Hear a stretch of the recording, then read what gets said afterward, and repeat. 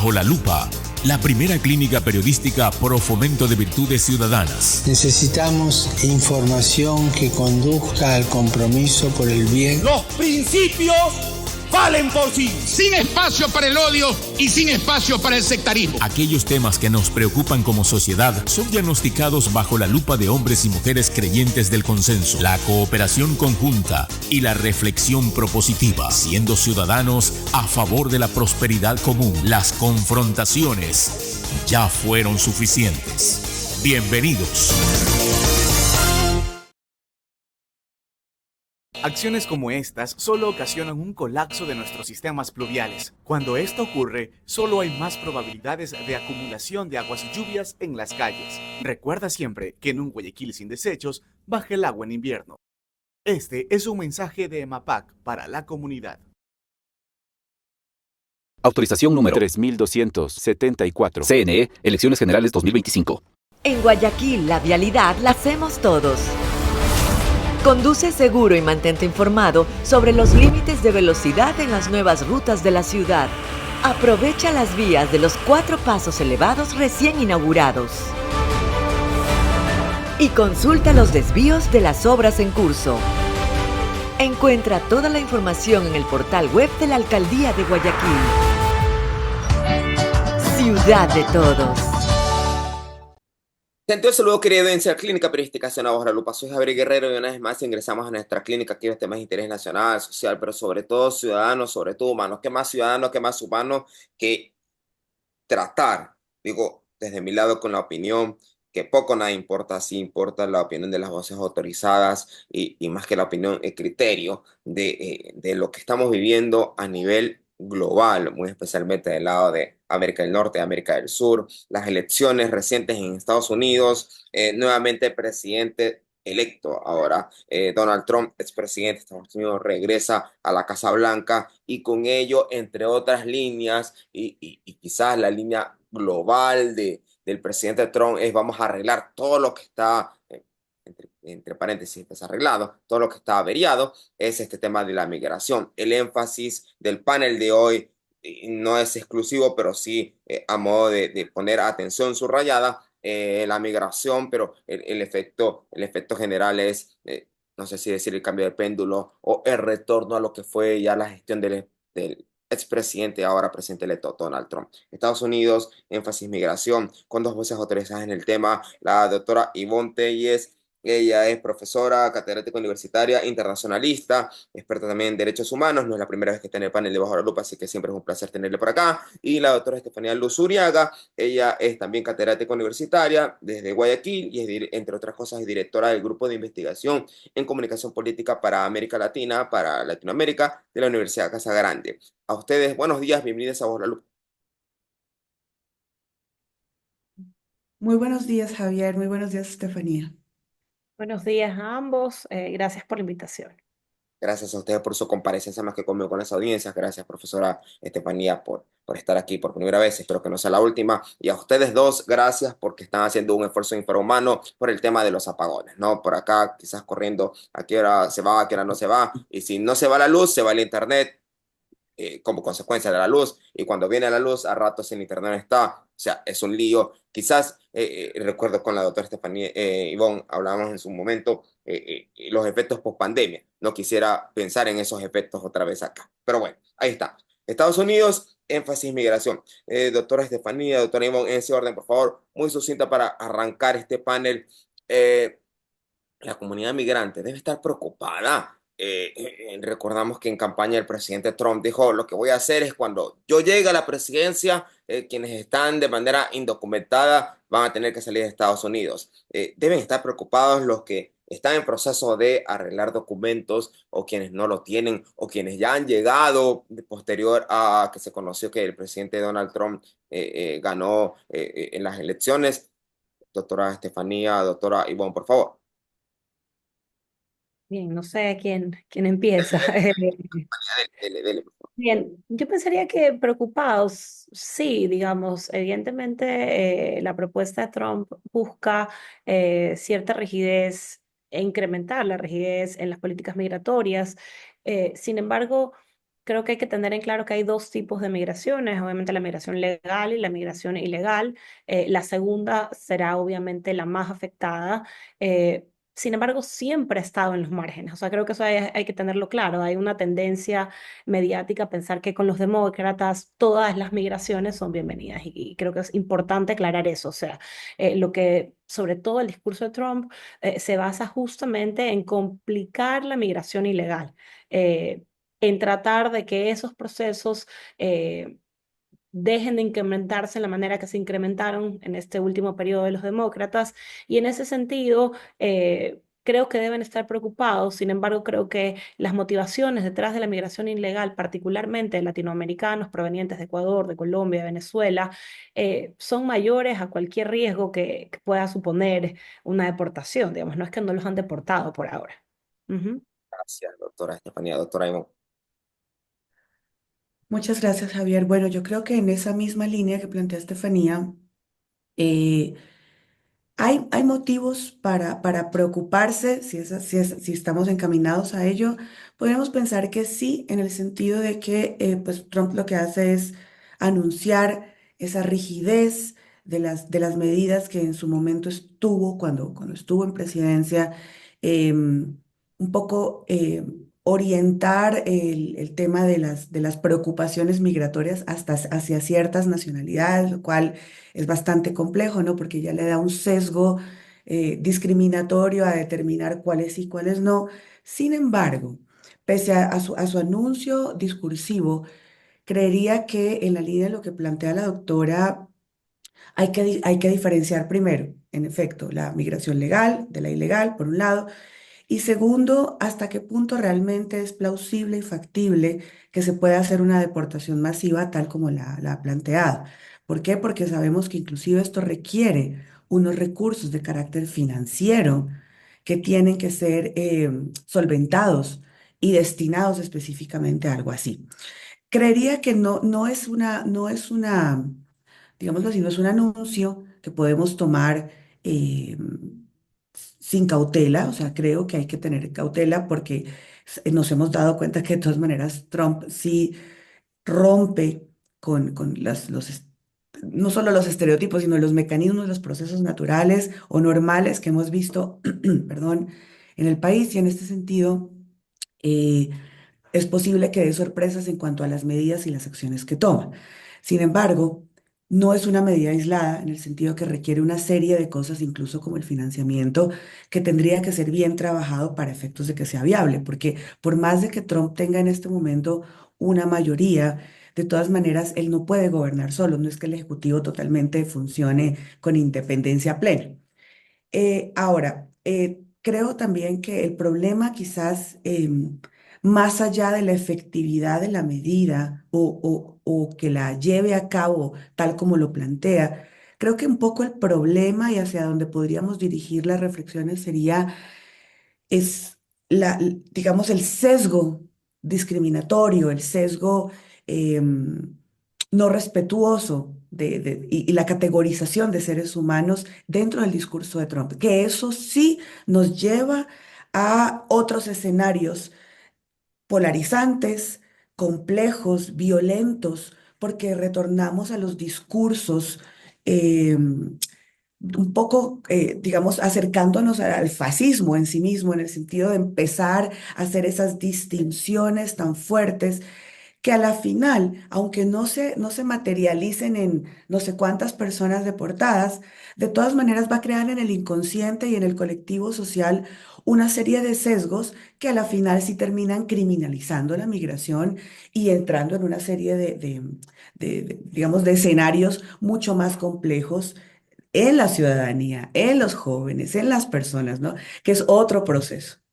Gracias, doctora Ivonne Telles. Bien, gracias, doctora Estefanía, en su momento. Profundizo y me alejo un poquito de la migración para contextualizar la situación. Doctora Estefanía, ya se ha visto que a medida de que transcurrió los días del anuncio oficial de que el presidente Donald Trump tuvo victoria electoral, el acercamiento en su momento con Rusia para iniciar las negociaciones de paz, el negociamiento con China posteriormente, y eso de alguna manera establece quizás un poco el liderazgo del presidente Donald Trump. Pero en medio de todo eso, se aleja bastante de la administración de Biden en esta línea, en cómo de alguna manera plantea digamos, acercamientos que en su momento se alejaron y que probablemente trajeron más problemas, porque esa es quizás lo que está detrás de estas negociaciones con Rusia, estos acercamientos con China, a través inclusive del suministro de Asuntos Exteriores. En esa línea,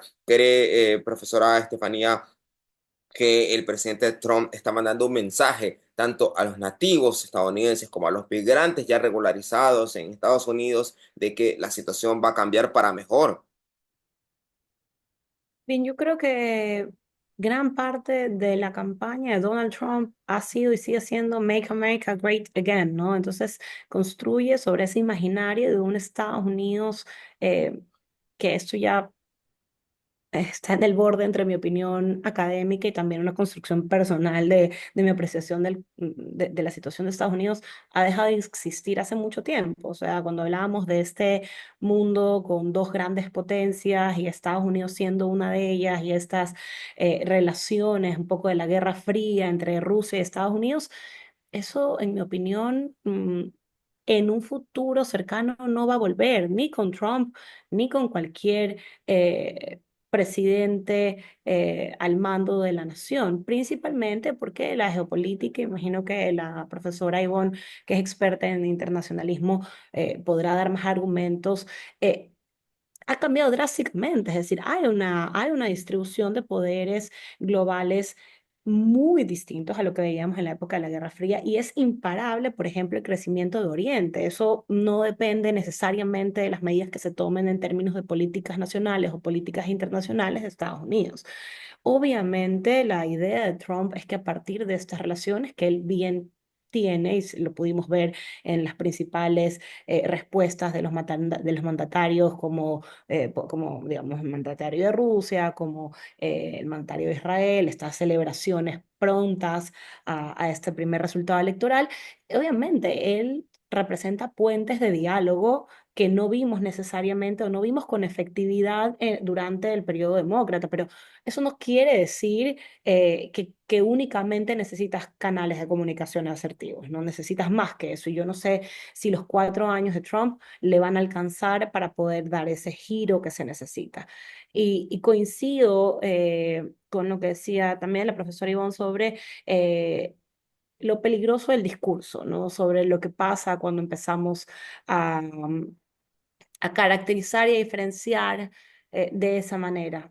Un discurso que segmenta, que fragmenta, que polariza y que le dio el voto latino, sorprendentemente. Es decir, que le dio un incremento suficiente en el voto latino que ni los demócratas ni muchos de los analistas se veían venir. Precisamente estos latinos de segunda o tercera generación a quienes les resuena, a quienes les hace sentido esa diferenciación entre un latino americano y un migrante latino, ¿no? Y que él trabajó tanto en diferenciar y trabajó tanto en segmentar. Creo que funcionó bastante bien en términos electorales, ¿no? Eso no quiere decir pues que cree que está bien, pero en términos electorales funcionó.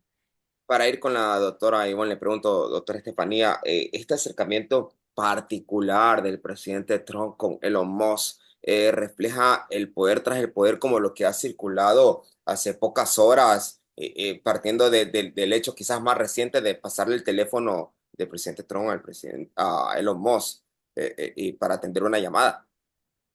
Bien, digamos, para mí refleja lo que veremos en los próximos, en las próximas décadas en los gobiernos.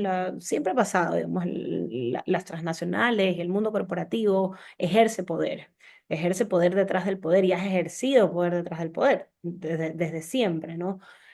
Sin embargo, vemos cada vez más como este gobierno corporativo y cómo de alguna manera encontramos líneas de conexión más fuertes entre ambos y tiene que ver con que obviamente hay intereses de por medio y esos intereses son canalizados a partir de, en este caso, el liderazgo de Estados Unidos con Trump, pero lo veremos en diferentes países. Es decir, es algo que no va a parar. Creo que Elon Musk ha sido muy frontal en decir que le interesa el poder, que le interesa tener intervención en las decisiones que van a marcar la hoja de ruta en política económica, política internacional de Estados Unidos. Y Trump también ha sido bastante claro en decir, sí, lo voy a aceptar. También es un Trump distinto al Trump que ganó en las elecciones anteriores. Este es un Trump que ya tiene experiencia en gestión pública, es un Trump que ya sabe, digamos, lo que funcionó y lo que no le funcionó en términos de alianzas.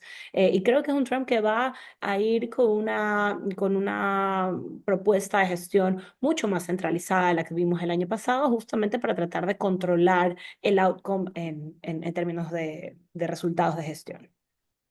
Me dijo solamente reboteando la pregunta para un posterior panel, porque con ustedes mismos. En Ecuador, ¿será que también está el poder corporativo teniendo tentáculos en el poder ejecutivo, en el poder público? Solamente como pregunta lo dejo ahí boteando. Doctora Ivonne, a ver,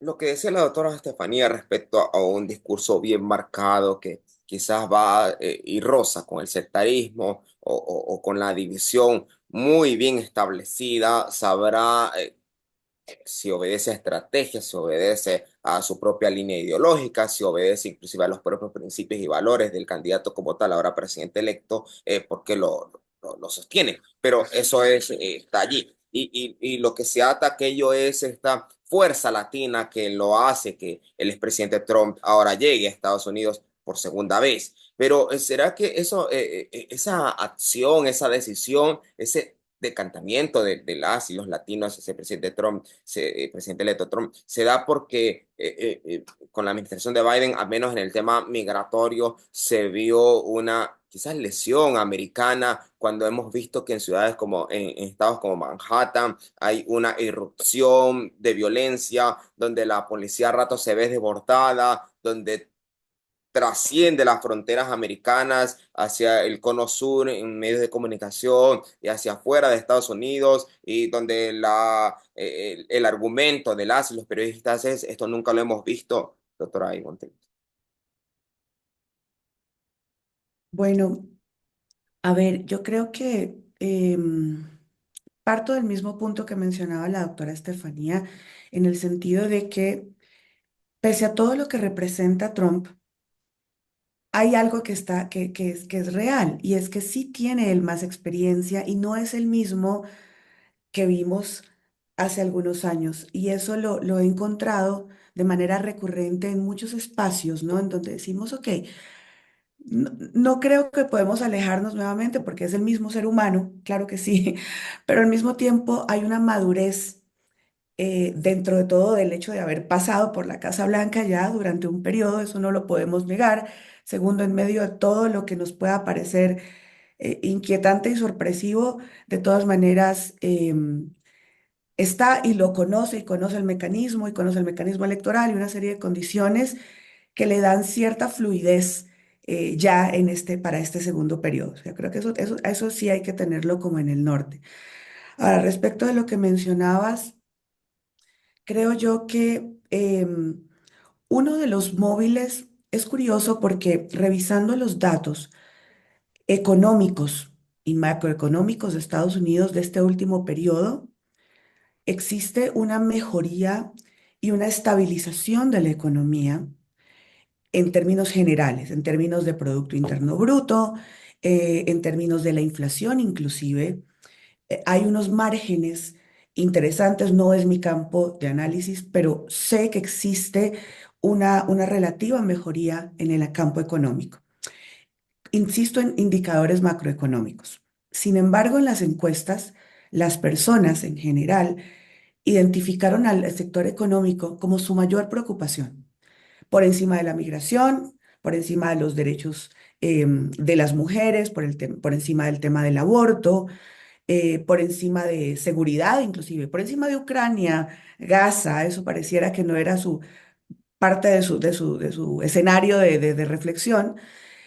Y la verdad, el ciudadano común, latino y no latino, tenía y manifestó una gran preocupación por el campo económico. por eso creería yo que parte de la propuesta demócrata, si recordamos, de Kamala, se fundamentaba en reduciré y procuraré que exista mayor acceso a los créditos, créditos inmobiliarios, reducción de tasas de interés y una serie de temas como para que en el sector, creería yo, privado del ciudadano común se sintiera ese alivio económico, que, insisto, es curioso porque hay una mejoría general del sector economía en el país. De alguna manera, la economía, si lo ponemos en términos muy simples, diríamos que la economía estadounidense va bien. Entonces, en ese sentido, sin embargo, es el móvil número uno del voto. Y si nosotros vemos la desagregación de voto por mujer, por población, etc., inclusive origen étnico, racial, etc., vamos a encontrar que el denominador común es esa preocupación. Y en esa línea creería yo que se dirigió el voto en primera instancia. Segundo, esto también nos deja ver un poco la idiosincrasia estadounidense en función de cómo operan y cuál es la respuesta de su voto.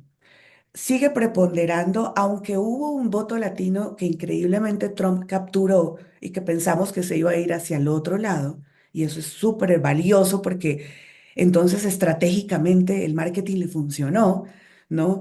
Em, Nos guste o no, le funcionó y lo posicionó. De todas maneras, el mayor votante dentro de la segregación poblacional de Trump fue el blanco, llamémoslo así, el blanco eh, tradicional, estadounidense y con bajísimo nivel educacional, bajísimo nivel educativo. Es decir, sigue captando a la final el grueso de su población votante, sigue siendo aquella persona que está más desinformada respecto, porque ha alcanzado un menor nivel educativo. Entonces, son otras dinámicas las que están también detrás de este poderoso discurso, que no se lo va digamos, no lo va a aceptar de manera tan tajante o con cero sesgo crítico una población más educada, como fue la que representó la población que votó en su mayoría por Kamala. Entonces sí hay una diferencia también entre, claro, la percepción natural de lo que económicamente puede estar mal versus una persona, versus la opinión de una persona mucho más informada o mucho más consciente de temas, no hemos mencionado algo, solo lo dejo también acá, como el cambio climático, por ejemplo. Pareciera que eso no estuvo en su escenario de reflexión respecto de qué podría motivarme el voto por uno o por otro. Realmente fue la percepción económica y esto también nos demuestra entonces cuál es ese proceso de construcción que ha habido en Estados Unidos alrededor de este factor por encima de otros temas tan cruciales como podría ser, por ejemplo, la guerra. En Guayaquil, la vialidad la hacemos todos. Conduce seguro y mantente informado sobre los límites de velocidad en las nuevas rutas de la ciudad. Aprovecha las vías de los 4 pasos elevados recién inaugurados. Y consulta los desvíos de las obras en curso. Encuentra toda la información en el portal web de la Alcaldía de Guayaquil. Ciudad de todos. Acciones como estas solo ocasionan un colapso de nuestros sistemas pluviales. Cuando esto ocurre, solo hay más probabilidades de acumulación de aguas y lluvias en las calles. Recuerda siempre que en un Guayaquil sin desechos, baja el agua en invierno. Este es un mensaje de EMAPAC para la comunidad. Autorización número 3274. CNE, Elecciones Generales 2025. Gracias, doctora Montello. Bien, una vez que es contextualizado, entonces ahora sí profundizo más. Doctora Estefanía Luzuriaga, quizás este escenario para la migración un poco motiva el tan ansiado sueño americano y mucho más cuando hay voces desde el ámbito económico de premios Nobel que destacan que la región latinoamericana, el cono sur, está sufriendo por recesión. No se diga, muy especialmente en Ecuador, economistas como Mauricio Pozo insisten que la recesión, ese crecimiento de la economía ha sido muy poquito, quizás ni siquiera ha crecido. Súmele con el tema de los apagones y ese costo de oportunidad que ha tenido el sector productivo industrial, que ha perdido. No ha perdido dinero, pero sí el costo de oportunidad de poderlo haber tenido y no lo ha tenido. En ese sentido, también, no ahora, sino hace mucho tiempo, ya quizás ha tenido una transición de ese sueño americano al sueño europeo y el ojo del migrante que quiere buscar mejoría para su familia no ha sido Estados Unidos, sino que ha sido Europa.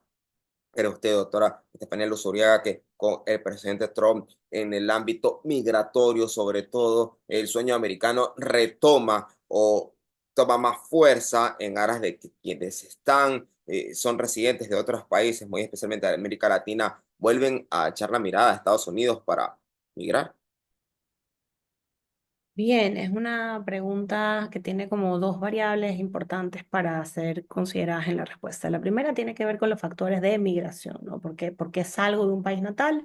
Definitivamente los argumentos de que la América Latina y el Cono Sur en general vienen pasando un proceso de, quiero decir, estancamiento económico, que tampoco sé qué tan real es, pero sí, sobre todo unos contextos. Yo creo que inclusive en este momento, más que los factores económicos, las motivaciones más fuertes en Ecuador de migración tienen que ver con temas de seguridad. La gente sale porque tiene emprendimientos que no puede continuar, porque no puede pagar vacunas. La gente sale porque se ha quedado sin trabajo, porque los lugares donde trabajaba, así sea de manera informal, han reducido personal o han cerrado. Entonces, definitivamente hay un tema de seguridad que es significativo en Ecuador, pero que también tiene presencia en Colombia, que también tiene presencia en parte de Centroamérica. Justamente hace poco conversábamos sobre eso, ¿no? ¿Qué está pasando en Centroamérica y cómo eso se suma a las problemáticas de la región, de la TAM como región? Sin embargo, esa es como una variable, es por qué salen, qué está pasando con los países natales para salir. Y definitivamente América Latina, en mi opinión, se encuentra en un momento que está en un entregiro. Normalmente los que trabajamos en temas de ciencias políticas hablamos de los giros de la región, porque América Latina suele como girar en bloque, ¿no? Entonces, bueno, el giro a la izquierda, los giros a la derecha, y en este momento América Latina está en un entregiro, o sea, como región no se unifica. Tenemos en Brasil a Lula y en Argentina a Milei, ¿no? Entonces, eso habla justamente de la búsqueda del ciudadano de a pie de respuestas a estas problemáticas por cualquier vía. Para mí eso es como fundamental. No encontramos como región todavía un modelo o una propuesta de gobierno que haga sentido y que solucione muchas de estas necesidades. Y Digamos otro que, factor. perdóneme que interrumpa, doctora Estefanía, digamos que El Salvador como que muestra una excepción a este giro o a este péndulo, sobre todo porque el tema de seguridad parecería que lo tienen zanjado, parecería. Parecería que está zanjado, es un experimento muy a corto plazo en términos de gestión de seguridad, no se sabe qué puede pasar.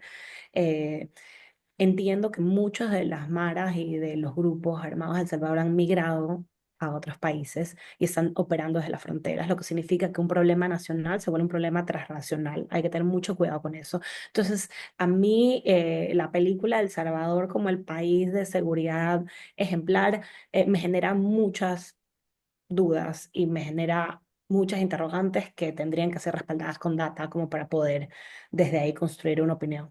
Pero Gracias. más allá de eso, ajá, pero más allá de eso, el tema es, creo que me fui con el tema de Salvador por otro camino, pero a lo que quería llegar es que en América Latina esa búsqueda de opciones políticas que permitan que la movilidad y que las personas quieran quedarse ha sido compleja en este último periodo aún más, y América Latina sigue conformándose como la región más desigual. Es decir, que tienes la persona que más gana y la persona que menos gana con la brecha más grande en la mitad, ¿no? Hablamos de Brasil como uno de los países, creo que está en el top 3 de los países más desiguales, pero le siguen Argentina, le sigue Perú, le sigue Colombia, inclusive Ecuador en ese sentido, creo que en la región está hacia abajo, ¿no? E igual dentro de América Latina, que es la región más desigual. Entonces, eso significa que nuestros jóvenes, que son los que más emigran, nuestras familias jóvenes, están constantemente en un contraste que es impresionante, desde su realidad hacia los excesos de otras realidades. Y los segundos son dónde me voy, la búsqueda del sueño americano, del sueño europeo. Y en este momento el contexto global da muy pocas posibilidades. Y creo que por eso vimos el incremento migratorio a Estados Unidos, de América Latina en este último año y desde el 2023. No es porque sea América, repito, no es porque Estados Unidos se ha vuelto a convertir en este America Great Again, ¿no? En esta gran nación. Es porque si miras a Europa, entre las guerras y los efectos de las guerras, la inestabilidad también económica de la región y las políticas migratorias de la región, que no los hemos mencionado, pero ahorita pensar en migrar a Europa, migrar a Italia y encontrarte con Meloni es preocupante, digamos, ¿no? O sea, entonces, en ese escenario, Estados Unidos se vuelve una mejor opción, no porque crean en ese sueño americano de los 90, sino porque ¿dónde más te vas? Gracias, doctora Estefanía Luzuria, muy claro y maravilloso lo que ha manifestado. Igualmente va a ser lo que diga la doctora Ivonne Telles. Con usted cerramos, doctora Ivonne. Sueño americano, sueño europeo, parecería ser que el sueño europeo se aleja por las lógicas planteadas por la doctora Estefanía y quizás, como nos decía en la universidad, por descarte me queda el sueño americano o probablemente dónde más me voy, doctora Ivonne Telles. Tengo que partir de lo planteado por la doctora porque coincido desde su punto de análisis, es decir, ella dice, no es el tema del destino como tal, ¿no? De pensar que solamente América reúne esas condiciones de hace algunos años que la posicionan como ese destino favorable, sino es las causas de expulsión. Y hay una dinámica distinta alrededor de que, sí, si nosotros pensamos, ok, ¿dónde me muevo? Hablemos de las limitaciones también de la lengua, entonces pienso en Europa y pienso en España. Y ya sabemos la condición del proceso migratorio en España. Entonces, ok, check, se me va acabando la lista. Pensemos en Europa, en efecto, hay una restricción, hay un tema muy complejo. Veamos también las dinámicas que atrajeron a Europa a los sirios, la cuestión palestina en este momento, la cuestión ucraniana en este momento, la diferencia de trato entre un palestino y un ucraniano que entra a territorio europeo. Es decir, seguimos enfrentando o sea, sistemas complejos, inclusive en Europa tan avanzada en el ámbito de derechos humanos y demás, no podemos escapar de esa regulación migratoria tan compleja que hay. Pensamos un poquito más, Asia creo que nunca ha sido un tema atractivo para nosotros, empezando por el costo y segundo, además, las limitaciones del lenguaje, de cultura, complicado. Insisto, pensemos en el mapa tradicional. Migrar entre Latinoamérica, que también ha sido una opción, se ubica dentro de uno de los, digamos, que sería yo, destinos más complejos, porque todo América y hablando de Latinoamérica, está contaminado por el crimen transnacional, porque vimos que el narcotráfico llegó a Uruguay cuando pensábamos que era algo que simplemente nos convocaba acá arriba. La contaminación de un país como el Ecuador, pequeño, no productor, y el nivel de criminalidad que está enfrentando con ocasión de ser simplemente un país de tránsito en primera instancia. Es decir, insisto, claro, caemos en unos condicionantes, o sea, digamos, condicionantes en el sentido de los destinos a los que queremos ir, complejos, que hacen que volvamos la mirada hacia Estados Unidos, pero coincido plenamente, no por un factor de atracción real o por una posibilidad real de ese progreso maravilloso a lo American Dream Style, sino simplemente porque se me acaban las opciones y prefiero irme por el tapón del Darién, arriesgando mi vida, pero por la delimitación en las cuestiones y porque la situación en Latinoamérica es altamente compleja en función de lo que estamos viviendo y lo que manifestaba Estefanía en muchos sentidos, políticos, económicos, la percepción de seguridad, el recrudecimiento de ciertos conflictos. Colombia, pese a todo lo que ha transitado, de todas maneras empieza a enfrentar otros conflictos. Estamos, creo que todos enfrentados con el crimen transnacional, con el narcotráfico. Es decir, la situación es compleja y creo que quizás quien se salva un poco, y con esto termino, podría ser el Ecuador en función de la moneda que maneja y que lo diferencia de otros países de la región, pero más allá de eso, esa situación y esa percepción de seguridad del ciudadano latinoamericano es muy similar. Desde Argentina, Uruguay, Brasil, Colombia, Ecuador, Perú, México. Entonces, creo que la dinámica cambia, no es el mismo factor de atracción en las mismas condiciones. Solamente dejo otra pregunta boteando algunos candidatos, más de uno, al menos uno. En Ecuador ha destacado el tema de la moneda y lo ha atado al tema de los apagones, ¿no? Hasta qué punto ese factor diferenciador de tener una moneda extranjera, de haber perdido nosotros nuestra política monetaria, nos ayuda cuando desde el ámbito comunicacional de al menos un candidato, ahora para las elecciones 2025 ¿sabe qué? Tenemos que fortalecer nuestra moneda porque está en riesgo. O sea, no sé hasta qué punto nos provoca inquietud al menos o nos provoca seguridad en otro tanto de la población. Me quedan 2 minutos, perdónenme que a ambas la force un poquito con mi última pregunta y perdónenme también porque se quedan algunas otras interrogantes que podríamos haberles lanzado aquí, pero ¿por qué no se vino otro panel y desde ya públicamente las convoco a ambas para poder seguir reflexionando sobre este tema? Doctora Estefanía, ¿qué decirle a nuestra ciudadanía, muy especialmente la ecuatoriana? ¿Me voy o me quedo? ¿Hay esperanza? Y la misma pregunta para la doctora Ivonne Telles. ¿Qué le diría a la ciudadanía? ¿Me voy o me quedo? ¿Hay esperanza? En 1 minuto y medio que me queda. Dele. Bien, primero quiero agradecer a la invitación a participar, a la doctora Ivonne. Ha sido muy grato este intercambio. Y para responder, ¿me voy o me quedo? Creo que, en mi opinión, yo me he quedado teniendo oportunidades para irme. Entonces creo que al final no quiero decir que tengo los mismos factores que todas las personas que se ven de cara a migrar.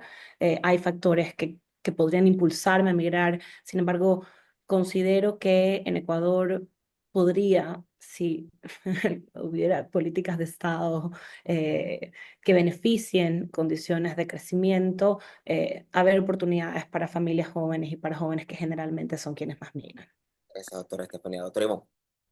Bueno, de igual manera, sumamente grato. Gracias por la invitación, Javier, Estefanía. Un gusto, de verdad. Rápidamente, a ver, es curioso para mí porque yo soy migrante. Yo he sido migrante la mitad de mi vida en muchos espacios, entonces es complejo decirlo. Sin embargo, acotado o ajustada a la realidad actual, opino lo mismo. Yo también me estoy quedando. Es decir, yo creo que hay un proceso que nos necesita en construcción. Y que podemos contribuir a un crecimiento quizás lento, pero interesante respecto de otras bases, ¿no? Como bien dice ella, una política social, una política distinta. Y si podemos contribuir a ello, creería que somos más útiles acá, en el sur global, que en otro lado donde quizás sí, lleguemos a sumar, sí, pero no sé si somos tan útiles en función de lo que nos demanda del entorno.